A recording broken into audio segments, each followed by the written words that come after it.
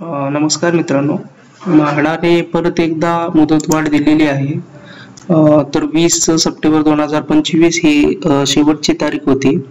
आता ती वाढून 30 नोव्हेंबर 2025 झाली आहे. फॉर्म सुरू झाले होते 11 सप्टेंबर 2025 ला. ठीक आहे. तर ही फक्त तुम्ही बघू शकता, फक्त 20% साठी ही मुदतवाढ दिलेली आहे, बाकीच्या स्कीम साठी नाहीये.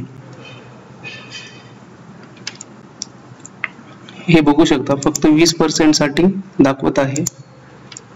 तर ही म्हाडाची ऑफिशियल वेबसाईट आहे, लिंक मी डिस्क्रिप्शन बॉक्स मध्ये देतो.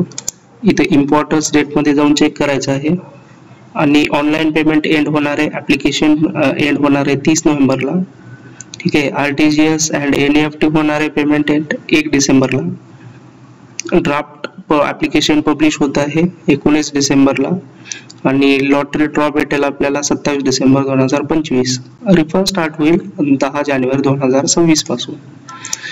ही मुदतवाढ 10 दिवसाची दिली आहे.